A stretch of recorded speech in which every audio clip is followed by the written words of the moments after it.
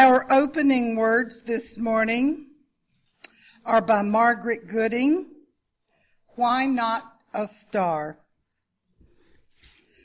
They told me that when Jesus was born, a star appeared in the heavens above the place where the young child lay. When I was very young, I had no trouble believing wondrous things. I believed in the star. It was a wonderful miracle, part of a long ago story foretelling an uncommon life. They told me a supernova appeared in the heavens in its dying burst of fire. When I was older and believed in science and reason, I believed the story of the star explained. But I found I was unwilling to give up the star, the fitting symbol for the birth of one whose uncommon life has long been remembered. The star explained became the star understood for Jesus, for Buddha, for Zarathustra. Why not a star? Some bright star shines somewhere in the heavens each time a child is born. Who knows what it may foretell? Who knows what uncommon life may yet again unfold if we but give it a chance? Welcome, happy solstice, happy Hanukkah, happy December the 21st. And now it's my pleasure to turn the service over to Beverly. Most of you know Beverly is a Methodist minister, formerly at the Emory and Henry Chapel. And Beverly is going to talk to us about myths and legends surrounding Christmas. Thank you, Beverly. At the end of my talk, and I love the sharing time that we have, and I have something for you to think about, although don't think about it too much because I do want you to listen to me, but think about it a little bit, because one of the things that I'll be sharing with you, Christmas has a lot of different meanings for a lot of different people, and for me, a huge part of Christmas is, the time I have with loved ones. The time, and especially the memories I have of spending Christmas with loved ones as a child.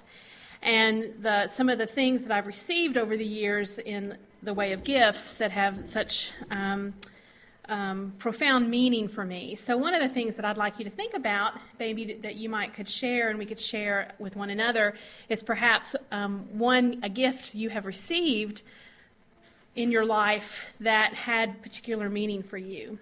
At Christmas. So just sort of have that in the back of your head. And what I'm going to do today, when I was thinking about sharing today, is I had a really good friend, Mary Peterson, who was a storyteller, and I knew her back in the early 90s, and she was a wonderful storyteller, and I just hope one day I can tell stories like she did. But she gave me a whole stack of some of her favorite stories, and a lot of them were Christmas legends and stories. And so I thought this morning I would share some of those with you. And just to let you know, I tried these out on my kids to see if they fell asleep, and they didn't. So I'm hoping that as I share with you that you'll find them entertaining, or that you'll find them, and some of them you may be familiar with because they come from different countries, different legends surrounding the Christmas season. And then I'm just going to intersperse that because I have, with some of my own Christmas memories, because part of our each of our stories, each of our life stories is created from the memories that we have, not only as children but as adults. And so I'll be sharing with you some of my favorite little anecdotes that will help you know me a little more as one of you. But the first one I'm going to do, I'm going to read one, and this is an African-American tale from down south, and it's entitled The Christmas Gift. One Christmas morning, God was a-walking down the road in Alabama, a clip, a clop, a clip, a clop, and singing a hymn to himself about how little baby Jesus had just been born. He was happy and full of all kinds of joy. Now, the devil was in the neighborhood too, out partying too late and much too long, but drinking up a storm and jumping up a whirlwind and generally up to no good.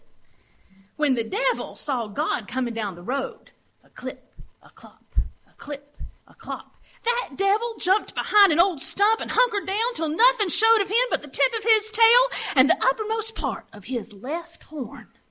It wasn't that he was scared of God, oh no, but he did want to get himself a Christmas present. He wanted to get, but he didn't want to give. That's the old devil for you. So along come God, a clip, a clop, a clip, a clop, and the devil jumped up and shouted out, "Christmas gift!" because he knew that way God would have to give him something. God just went right on walking and looked over his left shoulder. "You take the East Coast," he said. And that's why the East Coast got storms and mosquitoes. It's the devil's property. And there isn't a thing we can do about it because it was a Christmas gift of God's, you see. If you ever get bit by a mosquito, you know that was a Christmas gift, and you can say thank you. My mother tells me one of the stories about when I was around 2 years old. If any of you think that I was ever shy, I wasn't. And my mother says that when I was 2, she and Daddy took me. I was still an only child at that point. She and Daddy took me to the high school auditorium where the high school, my dad was vice principal of the high school in Waynesboro, Virginia. And there was a Christmas play. And at the end of the play, Santa Claus came out on the stage. And the auditorium was full of persons. And my mom said we were sitting about halfway back. And, and I had sort of been playing around as children might do when they're not really paying attention. But when Santa came on the stage, my mother said before she could stop me, I jumped up in my seat and started yelling, "Santa, Santa, here I am!" And Santa got so tickled that he came down off the stage out into the audience and got me and took me all the way back up on stage because I wasn't going to let Santa get out of there without seeing me. So that gives you a little idea of why I am the way I am today. Here's another legend, the Christmas rose. And this is, I'm actually going to read a little bit of the Gospel of Luke. "And there were in the same country shepherds abiding in the field, keeping watch over their flock by night. And lo, the angel of the Lord came upon them, and the glory of the Lord shone round about them, and they were sore afraid. And the angel said unto them, Fear not, for behold, I bring you good tidings of great joy, which shall be to all people. For unto you is born this day in the city of David a Savior, which is Christ the Lord. And this shall be a sign unto you. Ye shall find the babe wrapped in swaddling clothes, lying in a manger. And suddenly there was with the angel a multitude of the heavenly host, praising God and saying, Glory to God in the highest, and on earth peace, goodwill toward all people. The angels disappeared. A great confusion and commotion began among the shepherds. Amidst cries of wonder and astonishment, each was looking about his goods for a gift suitable to bring the baby king. Offerings of bread, blankets, wool, and lambs were gathered as the shepherds prepared to visit the manger. Only a very small, very young shepherdess stood still and silent by the flocks of sheep. With her tattered shawl wrapped tightly about her thin shoulders, the little girl gazed sadly at the backs of the sheep. She had no family, no one to help her prepare a gift for the baby Jesus. Still, she longed to see this wondrous child. Even without a gift, she decided she would go to the Bethlehem stable. Hopefully, no one would notice her. The warm, woolly smell and low baying of the sheep made her feel better. The lowly stable was not far. The shepherds approached quietly, joyfully. There, lying upon the sweet-smelling hay, was the tender babe, only hours old, pink and rosy, and all warmly wrapped in swaddling clothes. His eyes were closed. The soft murmurings of his breath made him seem asleep, and a warm glow filled the wooden shed. The little girl's heart swelled at the sight of him, so small and sweet and tender. Oh, how she longed to give him something. He was so beautiful, her eyes filled with tears. One teardrop spilled over, ran down her faint cheek, and splashed to the ground. She looked down and beheld at her feet a pale flower where the tear had fallen. Gladly she picked it up and went to lay it down by the child's head.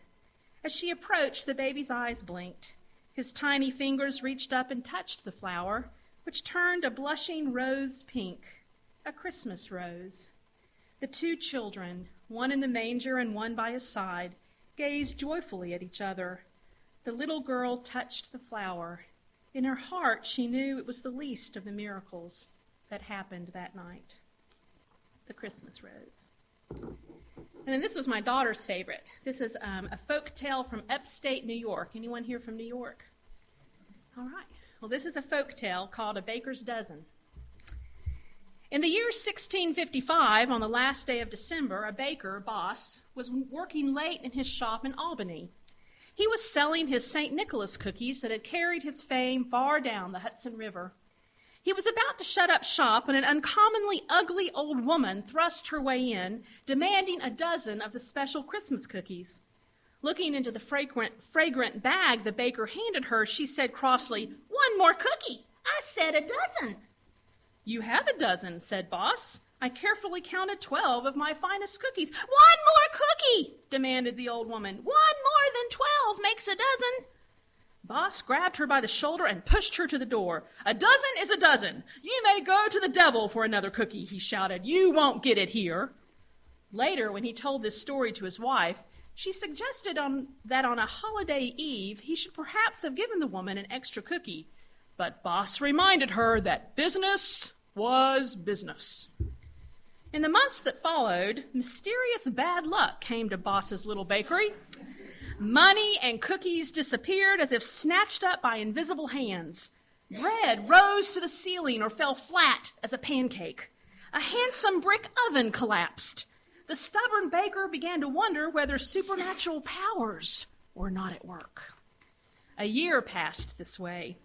On the next New Year's Eve, the memory of the old woman's appearance was so vivid that Boss exclaimed, "Holy St. Nicholas, suppose that woman comes again. What shall I do?" As the baker spoke these words, there appeared before him the good saint, smiling with holiday kindness. "Well, Boss," said St. Nicholas, "you were speaking my name, so here I am.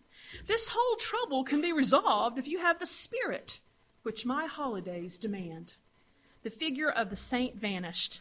In its place stood the ugly old woman, demanding a dozen cookies. Boss rapidly counted 13 of them, presenting the bag to her with a bow and a Happy New Year. "The spell is broken, Boss," said the woman. "Now swear to me on the likeness of St. Nicholas that hereafter in Albany 13 will make a baker's dozen."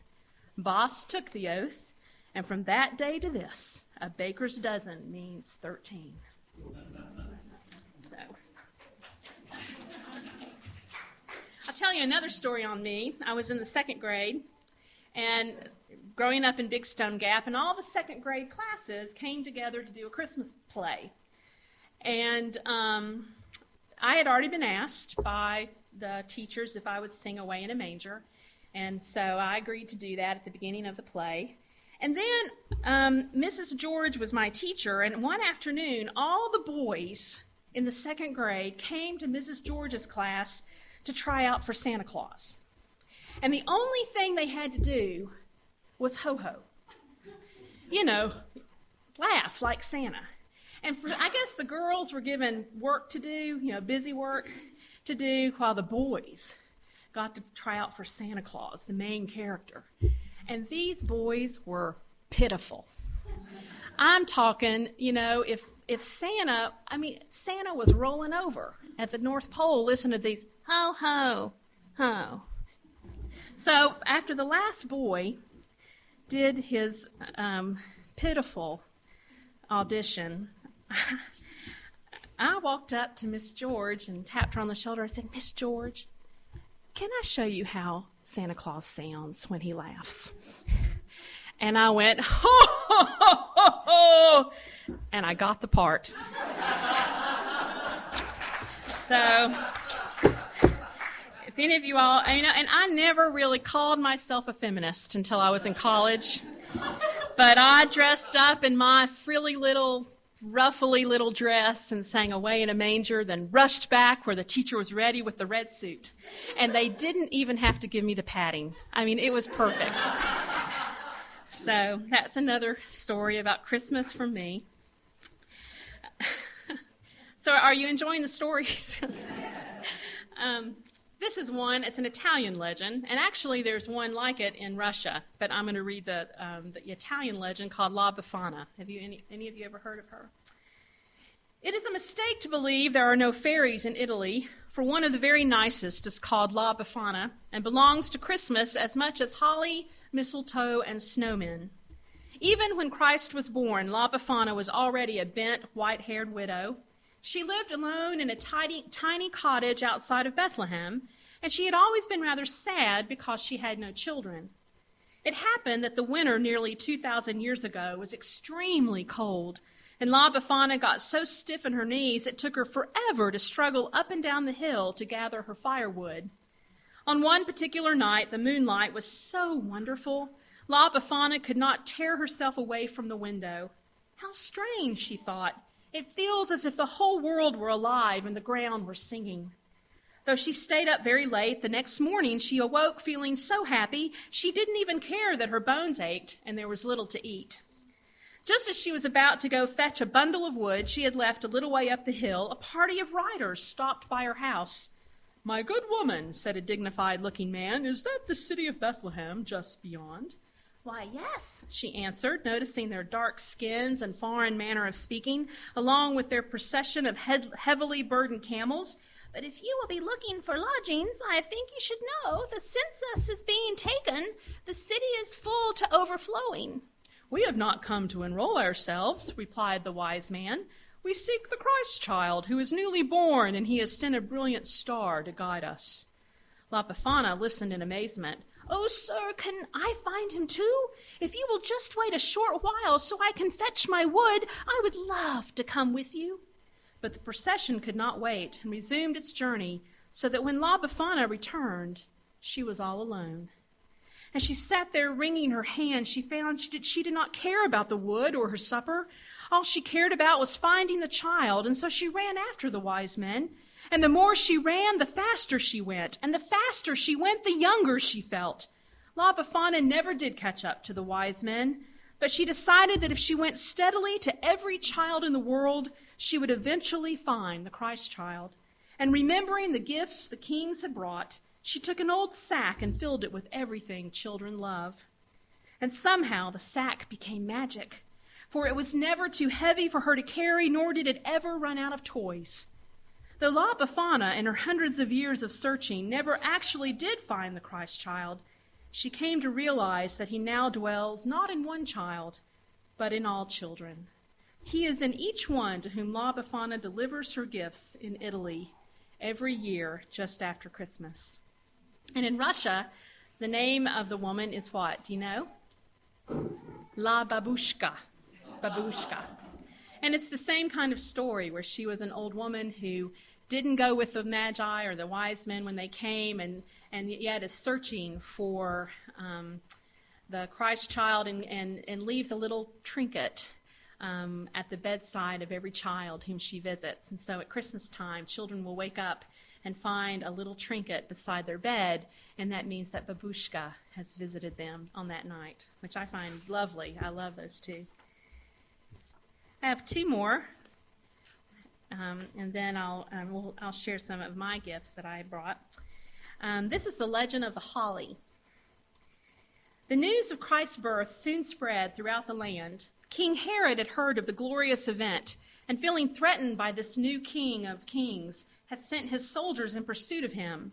Joseph gathered together his little family and fled from Bethlehem. As they were traveling down an old dirt road, Mary heard the sound of the soldiers behind them. Knowing that they would be searching for a man, a woman with a baby, she decided to hide her child until the soldiers had passed.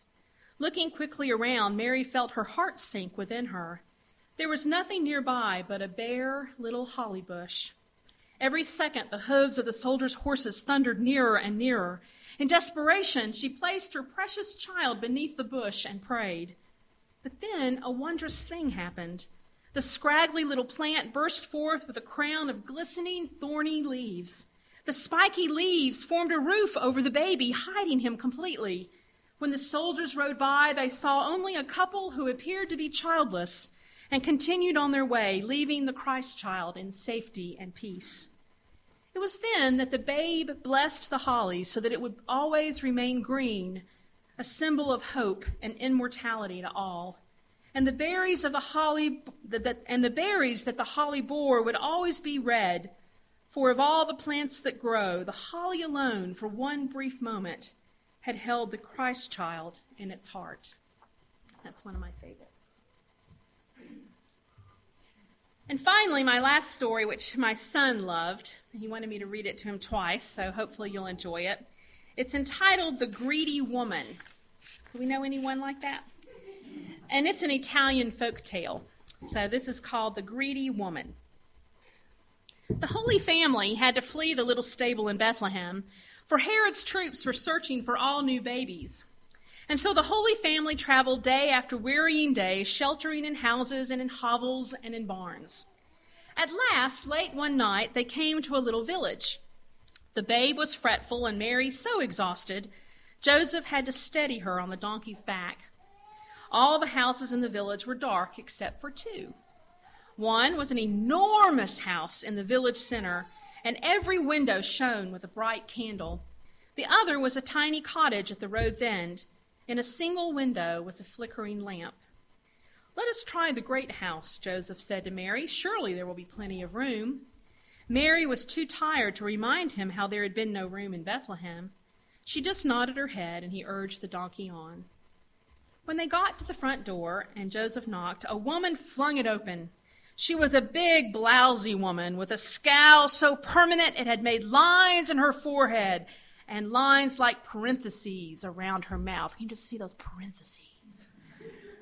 "What do you want?" she asked. "Can't you see I have guests?" "Shelter," Joseph said. "I seek shelter for my wife and new baby." "Well, find it somewhere else," said the woman. "This is no inn." She slammed the door. Joseph walked slowly back to the donkey, shaking his head. "Never mind, husband," Mary said, holding the baby close. "Perhaps the little cottage will have room enough for such as we." They rode on down the road, and when Joseph knocked at the cottage door, it was opened by a woman who was small and neat, with a ready smile. "Well, come right in," said the woman. "It is too late and too dark and too cold for a new baby to be on the road." And though there was scarcely anything inside the cottage but a bed and a spinning wheel, she welcomed them. As soon as she had settled them down in the one bed, she returned to her wheel. "I am a poor widow," she said. "Your coming here is a perfect excuse for me to work the night through." In the morning, after the widow had shared her meager breakfast with them, the Holy Family made ready to depart.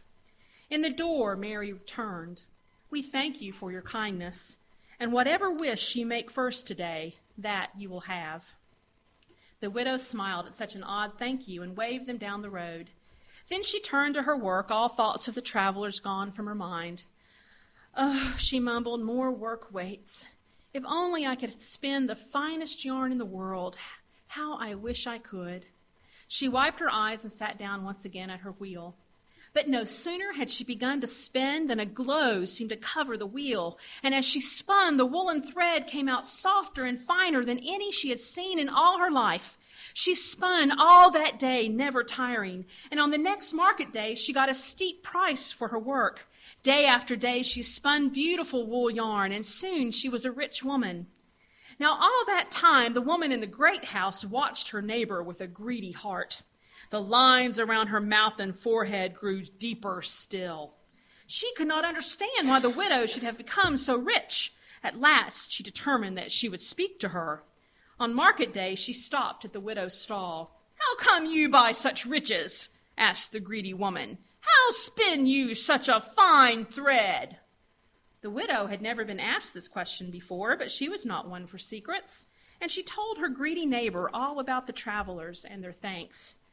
The greedy woman was furious, though curiously she was not angry with herself, but with her lucky neighbor. She thought how luck had slipped through her own fingers day after day, while fine yarn slipped through the widow's, but she did not know what to do. Now, several years later, the Holy Family returned from Egypt, where they had fled, and passed along the same route they had used in their flight. It happened that the greedy woman was standing at the village well and recognized them at once. So fine a portrait had anger etched in her memory. Don't you love that? Anger etched in her memory. She ran up to them and cried out, "I am so glad you have come back. I meant to have you stay that night with me, even though my guests were many. But when I opened the door again, you were gone. Stay with me tonight." "Oh, it is too early for us to stop," Joseph said, pointing at the sun. "It is but noon. We will go on a ways yet." "Ah," said the woman, the thought of riches once again slipping through her fingers. "Can you not grant me one wish for offering?" Mary looked carefully at the woman, and on her lap little Jesus raised a finger up, but he did not say a word. "Yes," Mary said at last, "you will be granted the very first wish you make."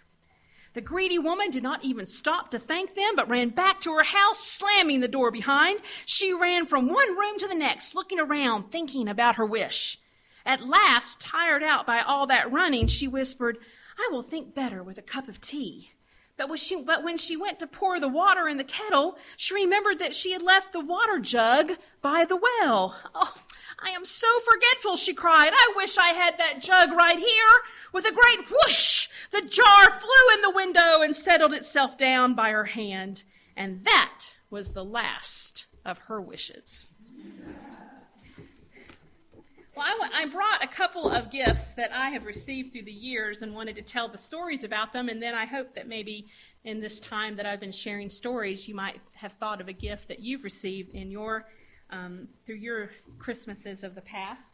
My grandmother, my mother's mother, Clara Yates, died when I was 13 years old in May of 1978, on Mother's Day, actually. She died of heart failure in a time when open heart surgery and the things that they can do now were not available to her.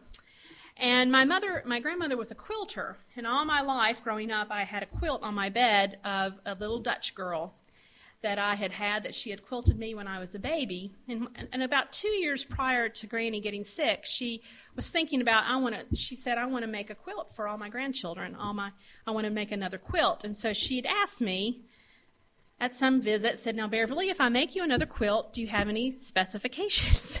And I said, "Well, Granny, my favorite color's purple, always has been, always will be. And I love kitty cats. So, but I don't care, Granny, you can do whatever you want." Well, I never got the quilt. My Granny got sick and was unable to sew and do very much. And so she died in May of 78. Well, in December of 1978, as gifts began piling up under the tree at my home, there was a big gift in the back. And I let it sit there for a few days until I decided to find out who it was for. And on the tag it said, "To Beverly from Granny."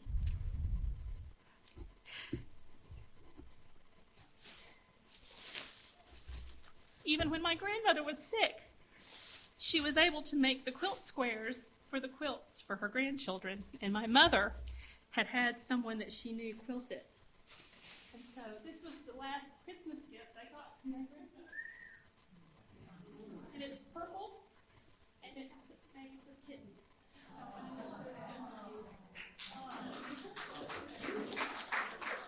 So I always sort of think of when I see this, and I've hung it in my daughter's room, and she's my grandmother's namesake, that there's my grandmother is watching over us with this beautiful gift.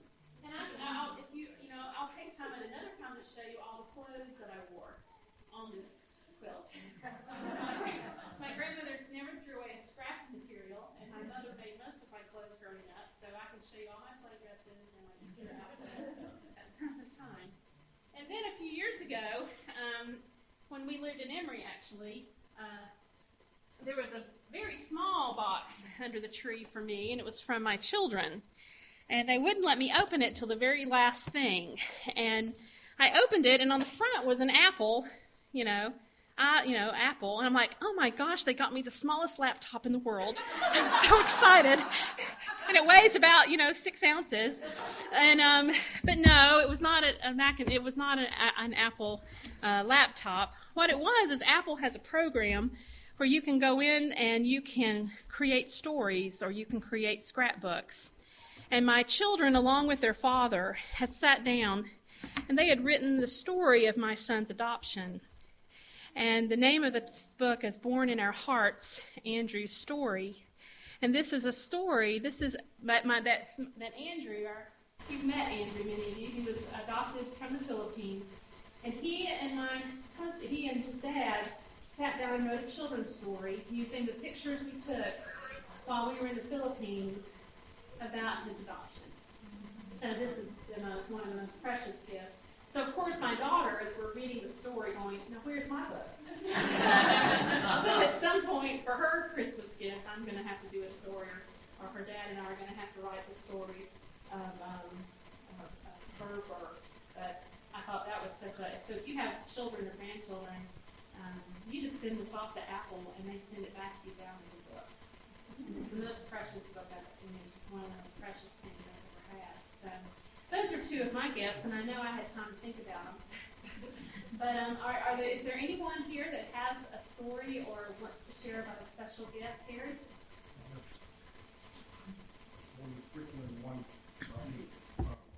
My mother, her father grew up in the cave house.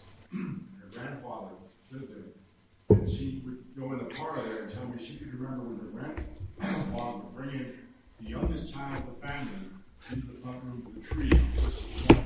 And 1 year she was the child. So when I go in the cave house, I think of my great-grandfather bringing my mother in to that front room of the cave house. But the story I want to tell really is, I was born in 1939. In 1949, my father was working in the Pentagon, doing important work right now, I understand. And on Christmas, the week of Christmas, his father died during the Tampa. And I had wanted a new bicycle, a Schwinn, the kind with a big thing in the middle and the great big handlebars and the horn and the bell and the huge seat. I wanted a real bicycle. But we took off and drove down to Tampa, drove through the night. I remember the chipmunks were big that year. I think Rudolph would arrive. Drove through the night to Tampa for Christmas, and it was a sad Christmas. My grandmother opened the presents that were to be for her husband. And a telegram arrived from Santa Claus announcing that Harry's bicycle was still being delivered back in Burlington, where we lived. Well, from this I conclude, at 10, I still believed in Santa Claus. And it was a great moment for me, and I was puzzled that Santa would know where I was. And just to finish the story, the following year we moved to England, and I went to an English boys' school. I was the only American there, and they laughed at my bike and made fun of me, that silly, fat, crazy bike. My favorite thing on earth became something I was embarrassed of. Oh, thank you, Harry. Yes, Joanne. The only thing that when you first said that we needed to think of something, the first thing that popped into my mind was Tim, because he proposed to me at Christmas time, and he did it in such a way that can never be redone. It was just that has stuck with me. So that was the best gift, huh? It was the best gift. That's sweet. Anybody else? Yes, Diane. 20 years ago, Steve and I got married in 1988, and we got married the week before Christmas. And I decided I wanted to wear a red dress. And I was working a lot, so I hadn't had time to go look for a red dress. And I was working as a kitchen designer for a place called Somerville Lumber. And I was at work one night, and I got a call, and it was Steve, and he said, "I found your dress." And he had been in Sears and saw a red dress on Mannequin, and decided that would be a good dress for me to get married in. So he went up to her work, and she was about my size.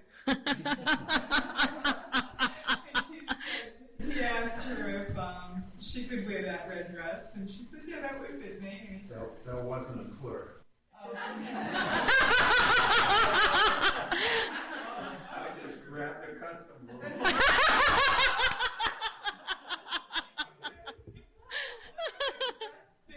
I wore it.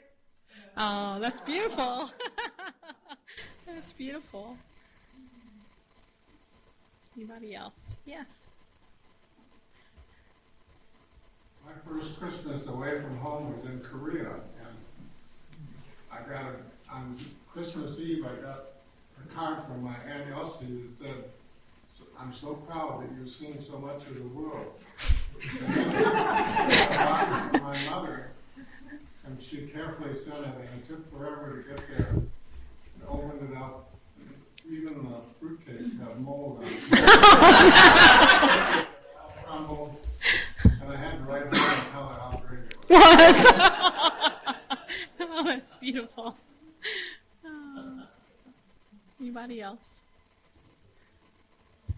Yes, Susan. Over the years, we would get in the car. But my traditions, I remember the chipmunks, because I remember our tradition was Christmas morning, my family would get in the car from Long Island and go up to New England, near Boston. And we'd go on Christmas Eve. We would spend the holidays with my father's family. They had a big celebration. They were, my aunt was Belgian, and evidently Christmas Eve was the time, to celebrate. Then the next day we'd go to my mother's, which was kind of an old farm up in northern New England, and they were just cousins and aunts, and we all chipped in and washed the dishes and so forth and so on. And it wasn't until I was an adult that I realized what a tremendous gift that hospitality year after year after year was. Because there were five people in my family, and that's a lot of, there were 24 at one table and 18 or 19 at the other table, and I think that hospitality over and over and over again has always made Christmas very, very special. Thank you. That's beautiful. Well, thank you very much. Merry Christmas.